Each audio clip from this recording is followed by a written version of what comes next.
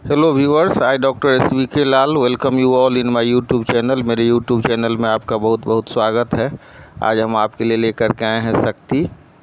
शक्ति के लिए अंग्रेजी में शब्द है पावर।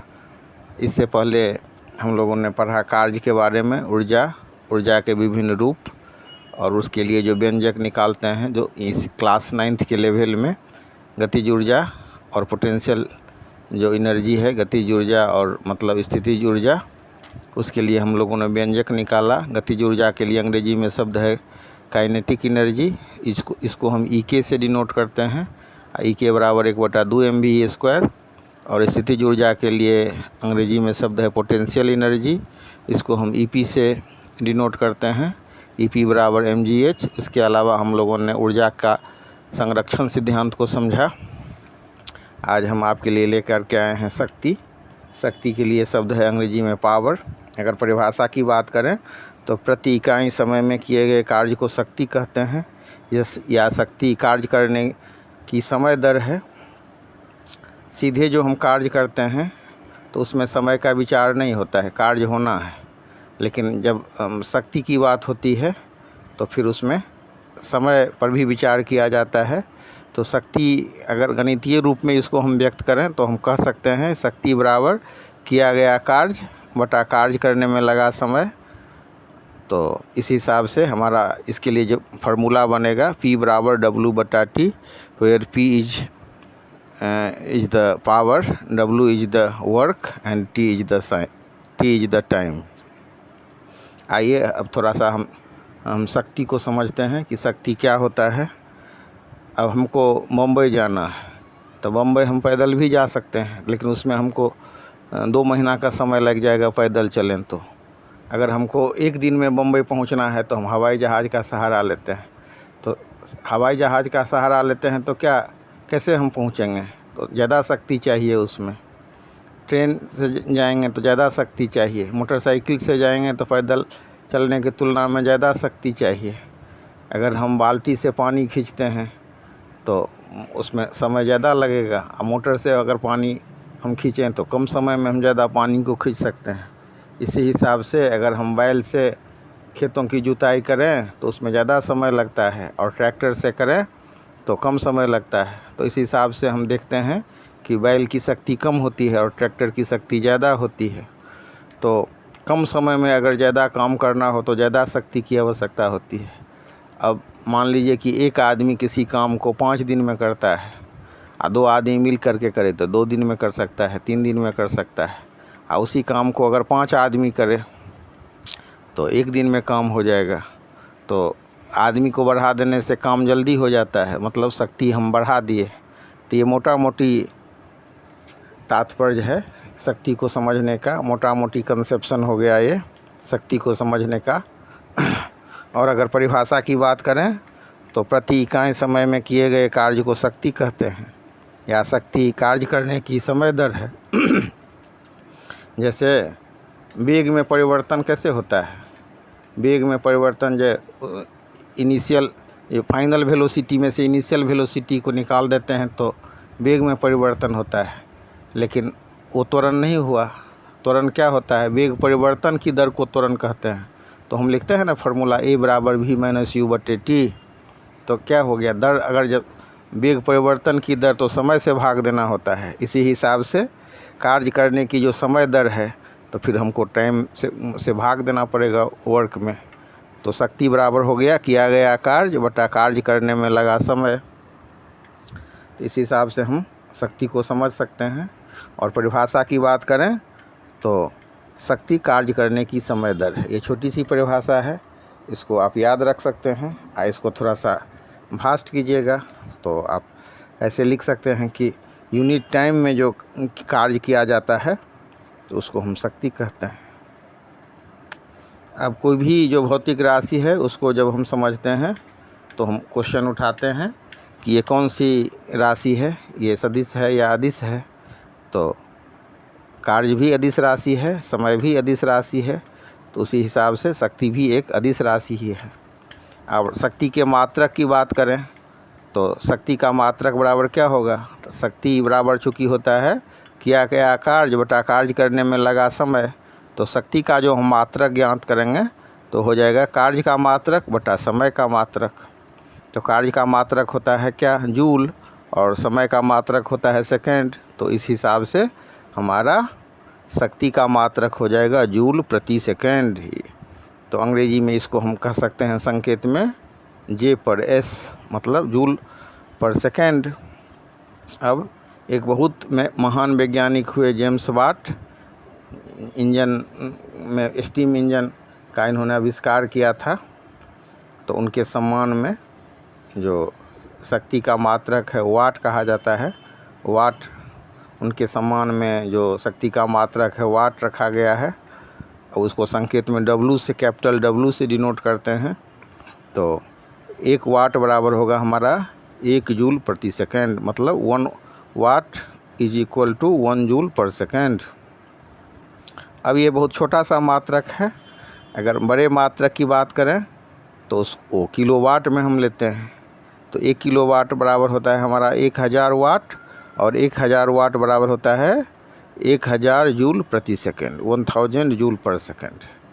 लेकिन मतलब जैसे मोटर वोटर हम खरीदते हैं, इलेक्ट्रिक मोटर सब खरीदते हैं, तो हम देखेंगे कि उस पर लिखा रहता है हॉर्स पावर, HP। तो मशीन के कार्य करने की जो क्षमता होती है वाट या किलोवाट में नहीं व्यक्त की जाती है।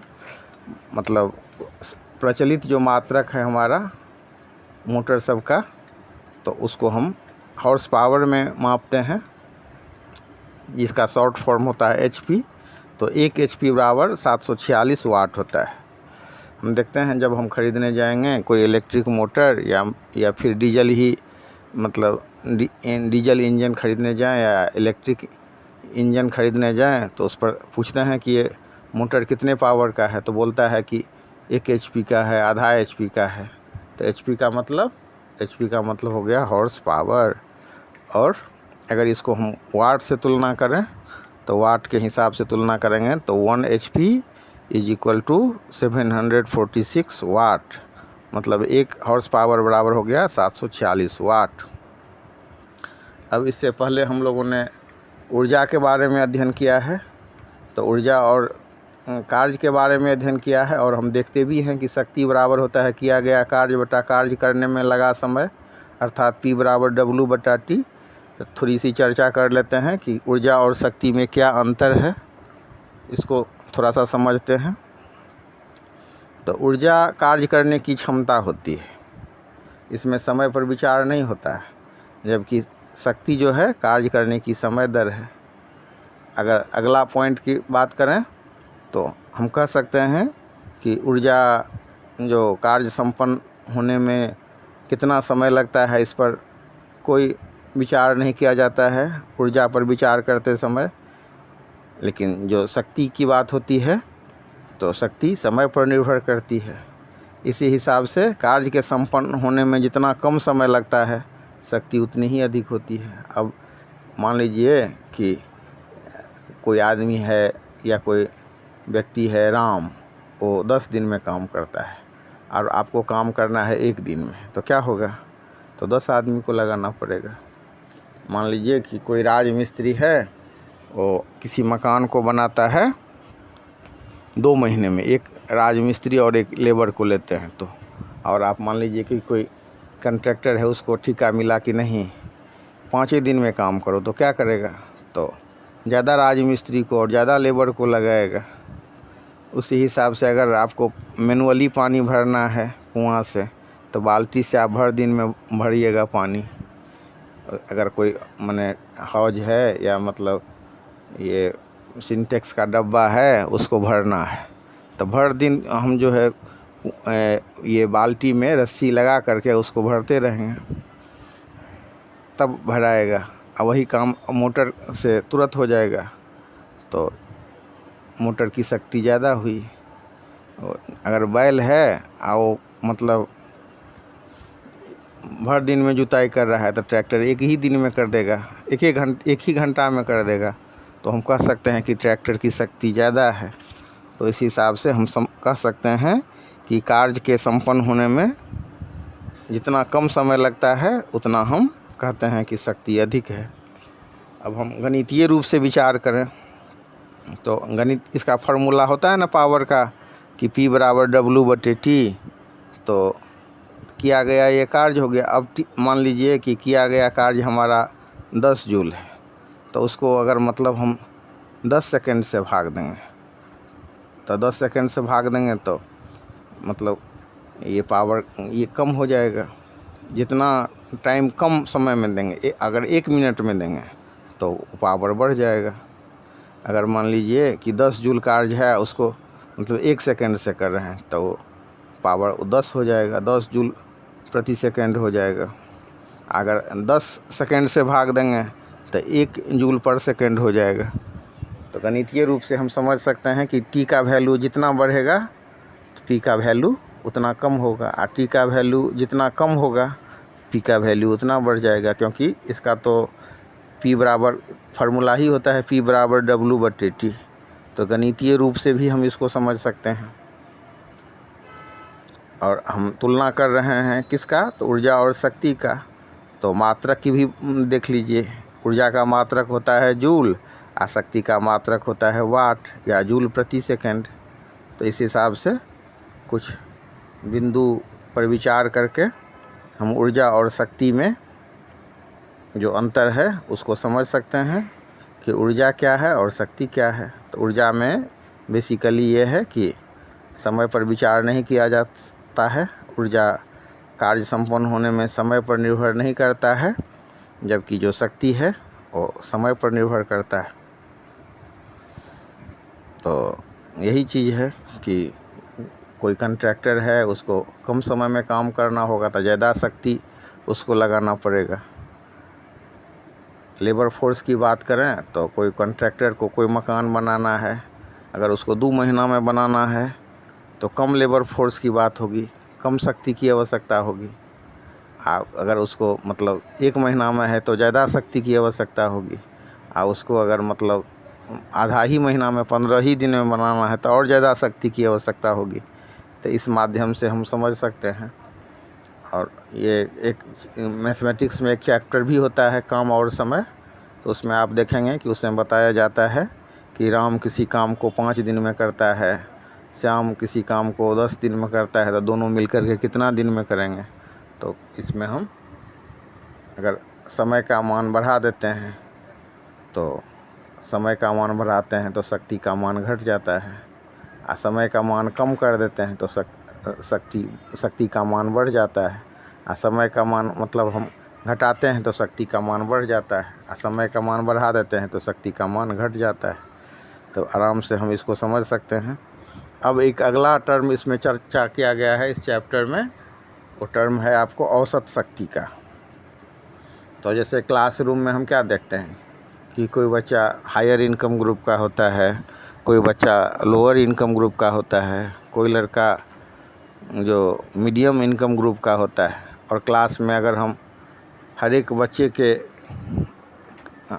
एवरेज इनकम की बात करें कि औसत इनकम कितना है, तो 5 बच्चा का अगर निकालेंगे तो 5 लड़के का औसत इनकम, टोटल सबका इनकम को जोड़ देंगे और बट्टा 5 से भाग दे देंगे।